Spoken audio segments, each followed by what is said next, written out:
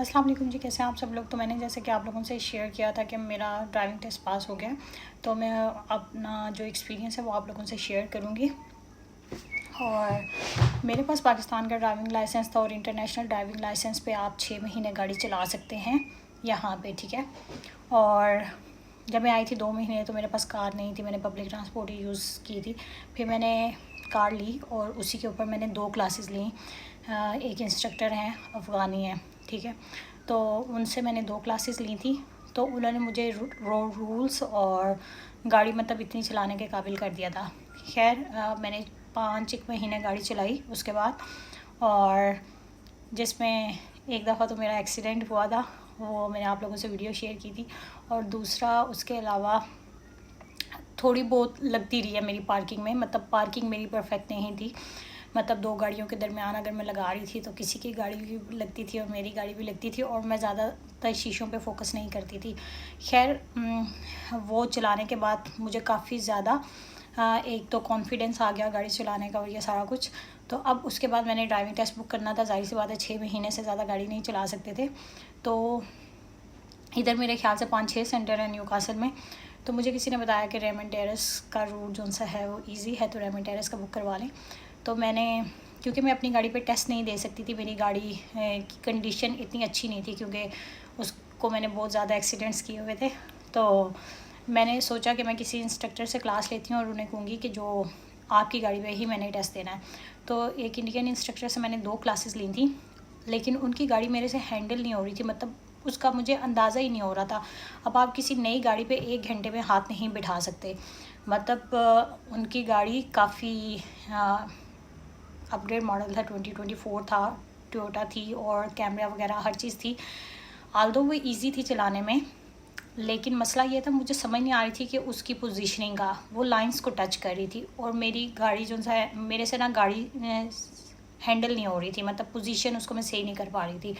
खैर मैंने 2 क्लासेस ली और उसके बाद मैंने ये डिसाइड किया कि मैं गाड़ी रेंट पे लेती हूँ, पहले उस पर हाथ बिठाऊँगी जो गाड़ी जिस पे मैंने टेस्ट देना है, और फिर मुझे ये था कि मैं कैमरे वाली गाड़ी लूँ, कैमरे वाली गाड़ी होगी तो मैं पार्किंग ईज़िली लगा सकूँगी।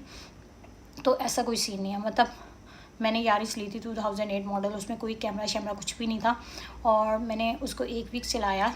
तो 1 वीक चलाने के बाद मुझे उसका आइडिया हो गया कि मतलब मैंने उसको कैसे उसको पोजीशन करना है रोड पे और ये सारा कुछ, ठीक है। बाकी यारिस छोटी है, इजी है, लेकिन कंफर्टेबल कार नहीं है। मतलब मैंने जब अपनी गाड़ी से कंपेयर किया तो मुझे लगा कि मेरी गाड़ी ज़्यादा कंफर्टेबल है एज़ कम्पेयर टू यारिस, लेकिन मेरी गाड़ी बड़ी है। तो खैर मैंने वो गाड़ी रेंट पे ली और मैंने टेस्ट बुक करवाया रेमंड टेरेस का, और रेमंड टेरेस में मैंने टेस्ट दिया। रेमंड टेरेस में वो हैं बहुत ज़्यादा राउंड अबाउट्स, और राउंड अबाउट्स के रूल हैं, हर राउंड अबाउट एग्जिट करते हुए आपने लेफ़्ट इंडिकेटर और ये वो देना है। वो मैंने सब सेट किया था, लेकिन जो इंस्ट्रक्टर था ना, इंस्ट्रक्टर ने मुझे कहा कि आपकी जो सा है पॉइंट्स ठीक है, मतलब 101 पॉइंट थे मेरा फर्स्ट टाइम जो मैंने टेस्ट दिया था। तो 101 पॉइंट पे आप पास होते हैं, लेकिन अगर आपका F आइटम है, कोई भी फेल आइटम है, तो आप फेल हैं। तो उसने ना मुझे 2 F आइटम दिए, F4।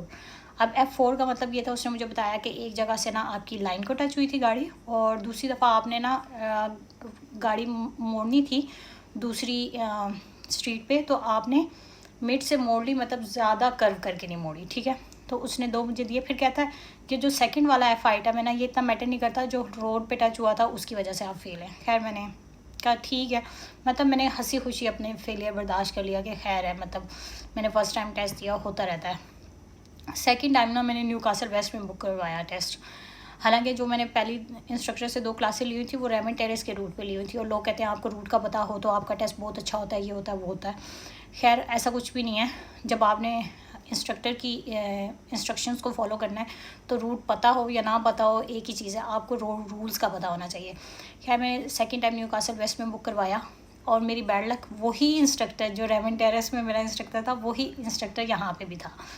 अब मैंने उनसे कहा इंस्ट्रक्टर चेंज हो सकता है, वो कहते हैं नहीं, हम रैंडमली मतलब देते हैं इंस्ट्रक्टर। खैर अब उस दिन मेरे पॉइंट्स बहुत ज़्यादा थे, मतलब हम जैसे ही उधर से निकले हैं टेस्ट सेंटर से, एक रोड क्रॉस की, दूसरी क्रॉस की, तो एक टर्न था, turn left at any time with care वाला।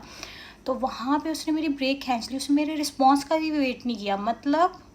और कहते हैं जब इंस्ट्रक्टर इंटरवीन करता है तो आप फेल होते हैं, उसने इंटरवीन कर दिया और मुझे पता था कि मेरा टेस्ट फेल है, लेकिन फिर भी उसने मेरे से पूरा टेस्ट लिया है। मतलब स्टार्ट में उसने एफ आइटम मुझे दे दिया है, लेकिन उसने मेरे से पूरा टेस्ट लिया है और मैंने पूरा टेस्ट बहुत अच्छा किया था। मेरे 109 पॉइंट्स थे और जो 2 पॉइंट्स उसने वहाँ काटे थे ना, वो भी F6 आइटम में ही 2 पॉइंट काट लिए थे। मतलब उस दिन मेरी ड्राइविंग 100 नहीं तो 99% परफेक्ट थी, लेकिन उसने वो 22 था। और उस दिन वाकई मुझे बड़ा ज़्यादा दुख हुआ था और मैं थोड़ा सा सैड भी फील करी थी और मैं रोई भी थी कि मतलब कितना मतलब ये रेसिस्ट बंदा है या क्या सीन है इसका। ठीक है, तो उस दिन मेरा दिल किया मैं इंस्ट्रक्टर को, खैर मैंने इग्नोर किया।